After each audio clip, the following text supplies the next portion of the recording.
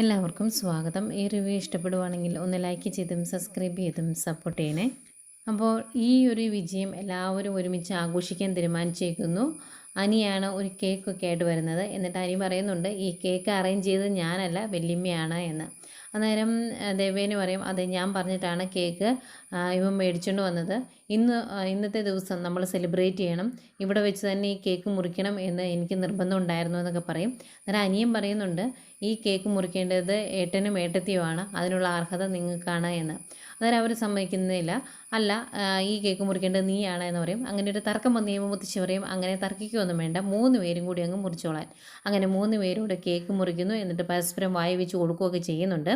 അന്നേരം അനി പറയുവാണ് ഇതുപോലൊരു കേക്ക് അനന്തപുരിയിൽ വെച്ച് മുറിക്കണമായിരുന്നു. കാരണം വിഷുവിന് നമ്മൾ താഴേക്ക് പോവുകയും എൻ ജ്വല്ലറി ഉയർന്നു വരികയും ചെയ്തപ്പോൾ എന്നെ സന്തോഷമായിരുന്നു 3 പേർക്കും. അതുകൊണ്ട് തന്നെ ഇതുപോലൊരു ആഘോഷം അവിടെ വെച്ച് നടത്തേണ്ടതായിരുന്നു എന്നൊക്കെ പറയുന്നു. അത് അങ്ങനെ അനി പറഞ്ഞു കഴിയുമ്പോഴേക്കും ദേവേനി ചോദിക്കുന്നുണ്ട് ഞാൻ ആ കാര്യം ചോദിക്കാൻ മറന്നുപോയി, നവ്യ ഇടയ്ക്ക് മോളെ കാണാൻ വന്നായിരുന്നോ എന്ന്. അന്നേരം വന്നു എന്ന് പറയുന്നു. അതുപോലെ ആദർശ് പറയുന്നുണ്ട് വന്നു എന്ന് മാത്രമല്ല കിട്ടിയ ഫ്രൂട്ട്സ് എല്ലാം മേടിച്ച് വെക്കുകയും അതിൽ നിന്ന് ഇവൾ ഫ്രൂട്ട്സ് എടുത്ത് കഴിക്കുകയും ഒക്കെ ചെയ്തു. അവളുടെ മനസ്സിൽ എന്താണ് എന്നറിയത്തില്ല. കഴിഞ്ഞ ദിവസങ്ങളിൽ വരെ ഇവളെ കാണുമ്പം ചീറ്റപ്പുലിയെ പോലെ ചീറി വന്നുകൊണ്ടിരുന്നതാണ്, പെട്ടെന്ന് അവളുടെ സ്വഭാവം മാറി എന്നൊക്കെ പറയുമ്പം അനി പറയുന്നുണ്ട് മിക്കവാറും എട്ടത്തിയെ ഇങ്ങോട്ട് പറഞ്ഞു വിട്ടത് അഭി തന്നെയായിരിക്കും. അവൻ്റെ ഉദ്ദേശം വേറെ ഒന്നും ആയിരിക്കില്ല, ഇവിടുത്തെ രഹസ്യങ്ങൾ അറിയുക എന്നത് തന്നെയായിരിക്കും എന്നൊക്കെ പറയുന്നുണ്ട്.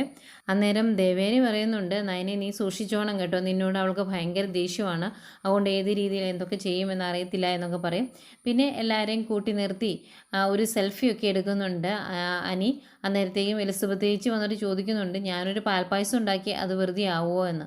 അന്നേരം ഇല്ല, ഇന്നത്തെ ദിവസം ഇത്തിരി മധുരം കൂടുതൽ കഴിച്ചാലും കുഴപ്പമൊന്നുമില്ല, ഞങ്ങൾ കഴിച്ചോളാം എന്ന് ദേവേനിയും മുത്തശ്ശിയും ഒക്കെ പറയുന്നുണ്ട്.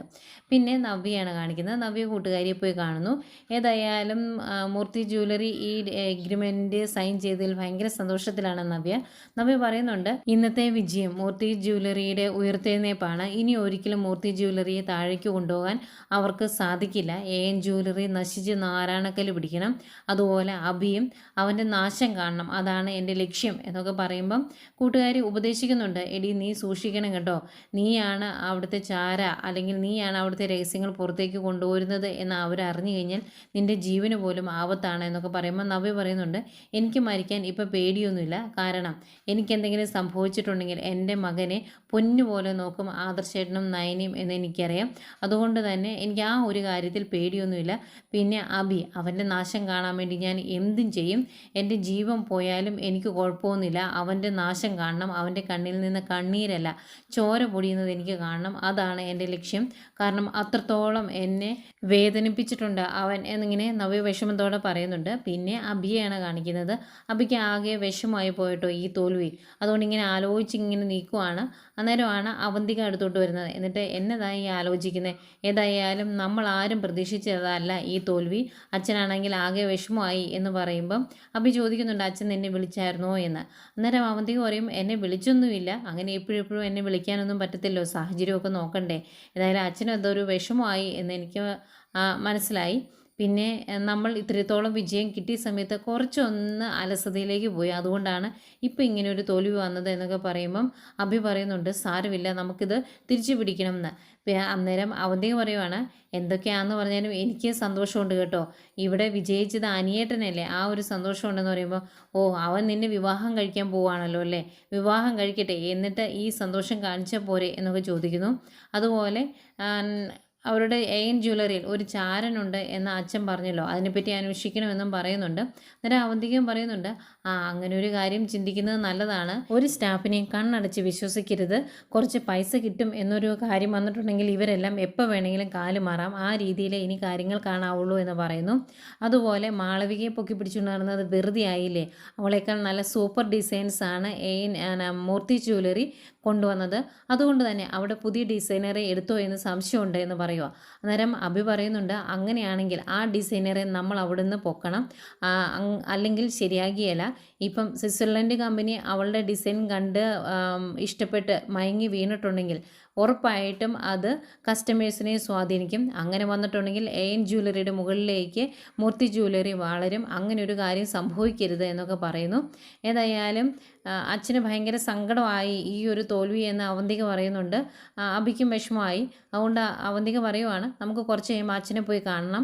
ഇങ്ങനെ ഒരു തിരിച്ചടി അച്ഛന് വന്നിരിക്കുന്ന സമയത്ത് അച്ഛനെ ആശ്വസിപ്പിക്കേണ്ടത് നമ്മളാണ് എന്നൊക്കെ പറയുന്നുണ്ട്. അന്നേരം അഭി പറയുന്നുണ്ട്, അച്ഛൻ ഇത് നല്ല വിഷമമായതുകൊണ്ട് തന്നെ അച്ഛൻ നന്ദുവിനെയും അതുപോലെ അനിയൊന്നും വെറുതെ വിടുമെന്ന് എനിക്ക് തോന്നുന്നില്ല. അച്ഛൻ നല്ല തിരിച്ചടി അവർക്ക് കൊടുക്കും എന്ന് പറയുമ്പം അവന്തിക പറയുവാണ്, ആർക്ക് തിരിച്ചടി കൊടുത്താലും കുഴപ്പമൊന്നുമില്ല, എൻ്റെ അനിയേട്ടനെ ഒന്നും ചെയ്തേക്കരുത്. കാരണം അനിയേട്ടൻ എൻ്റെ ഭർത്താവാകാൻ പോകുന്ന ആളാണ്. അതുകൊണ്ട് അനിയേട്ടനെ വിട്ടുള്ള പരിപാടി മതി എന്ന് അവന്തിക പറയുന്നുണ്ട്. പിന്നെ കാണിക്കുന്ന അനിയാണ്. അനി നേരെ നന്ദുവിൻ്റെ അടുത്തേക്ക് ചെല്ലുന്നു. ഭയങ്കര സന്തോഷത്തിലാണ്. ഈ വിജയം നന്ദുവും ആഗ്രഹിച്ചതാണ്. നന്ദു ഒരുപാട് പ്രാർത്ഥിച്ചിട്ടുണ്ട് ഇതിനു വേണ്ടി. അതുകൊണ്ട് തന്നെ അനി പറയുവാണ്, നീ എനിക്ക് വേണ്ടി പ്രാർത്ഥിച്ചല്ലോ, അതിനൊരു ചെറിയ ട്രീറ്റ് ഉണ്ട് എന്ന്. എന്താണ് ട്രീറ്റ് എന്ന് ചോദിക്കുമ്പോഴാണ് പറയുന്നത്, വൈകിട്ട് നമുക്ക് രണ്ടുപേർ കൂടെ ഒരുമിച്ചിരുന്ന് ഒരു ഡിന്നർ കഴിക്കാമെന്ന്. ഇനിയിപ്പം ഈ ഡിന്നറിൻ്റെ അവസ്ഥ എന്താകുമെന്ന് അറിയത്തില്ലേ.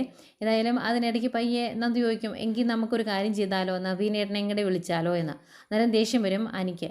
അതെന്തിനാണ് നമ്മൾ രണ്ടുപേരും തന്നെയുള്ള സമയത്ത് അവനെ കൂടി വിളിക്കുന്നത്, അതിൻ്റെ ആവശ്യം എന്താണെന്ന് ചോദിക്കുമ്പോൾ, ആവശ്യമൊന്നുമില്ല, ഞാൻ ചുമ്മാ ചോദിച്ചെന്നേ ഉള്ളൂ, ഈ ദേഷ്യം കാണാൻ വേണ്ടി ചോദിച്ചതാണ് എന്ന് പറയും. ഏതായാലും വരുന്ന കാര്യം റിസ്ക് ആണ്. പക്ഷേ അനി അത്രയും നിർബന്ധിക്കുമ്പോൾ പോകാതിരിക്കാനും പറ്റുന്നില്ല നന്ദുവിന്. അതുകൊണ്ട് നോക്കട്ടെ എന്ന് പറയുന്നു. ഏതായാലും നന്ദുവിൻ്റെ കൈ എടുത്ത് ഒരു ഉമ്മയൊക്കെ കൊടുത്തിട്ടാണ് അനി അവിടുന്ന് പോകുന്നത്.